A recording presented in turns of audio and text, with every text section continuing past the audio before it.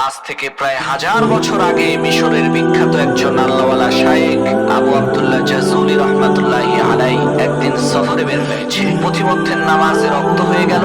এখন ওযু করার জন্য তো পানির প্রয়োজন। পানি যদি না পাওয়া যায় তাহলে তায়াম্মুম করার বিধান আছে, কিন্তু প্রথমে পানি তো খুঁজতে হবে। তো আবু আব্দুল্লাহ জাযুলি রাহমাতুল্লাহি আলাইহি তিনি পানি খুঁজতে আরম্ভ করলেন। খুঁজতে খুঁজতে তিনি একটা কূপ পেলেন। সেই কূপের মধ্যে যেয়ে দেখলেন কূপের নিচে টলটলা পরিষ্কার পানি আছে, কিন্তু দুঃখের বিষয় সেই কূপের আশেপাশে কোনো বালতি নেই। তখন আবু আব্দুল্লাহ জাযুলি দেখতে পান ওই কুয়া থেকে একটু দূরেই একটা ঘর রয়েছে, আর সেই ঘরের ছাদের উপরে ছোট একটা বাচ্চা মেয়ে খেলা করছে। তখন তিনি ওই বাচ্চা মেয়েকে ডেকে বললেন, মাগো, নামাজে রক্ত হয়ে গেছে, আমি একটু ওযু করে নামাজ পড়বো।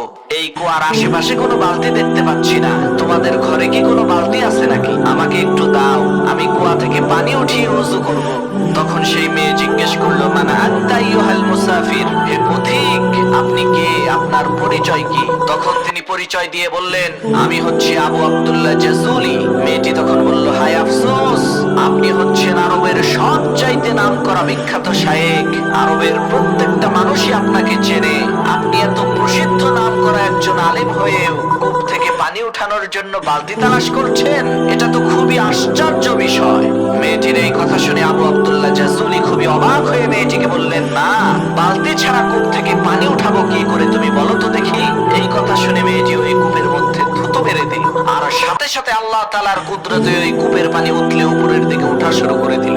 মেয়েটির এই কেরামতি দেখে আবু আব্দুল্লাহ জাযুলি তাকে প্রশ্ন করলো, মাগো, তুমি কি এমন কাজ করেছো, কি এমন আমল তোমার আছে যার কারণে এত বড় কেরামতি তুমি দেখাইতে পারলা? তখন সেই মেয়েটি বলল, হুজুর, আমি মাঠে বকরি চড়াই, আর আমার বকরিগুলো যতক্ষণ পর্যন্ত মাঠে ঘাস খেতে থাকে ততক্ষণ পর্যন্ত আমি আল্লাহর শ্রেষ্ঠ পয়গম্বর বিশ্বনবী মুহাম্মদুর রাসূলুল্লাহ সাল্লাল্লাহু আলাইহি ওয়াসাল্লামের উপরে দরুদ পড়তে থাকি।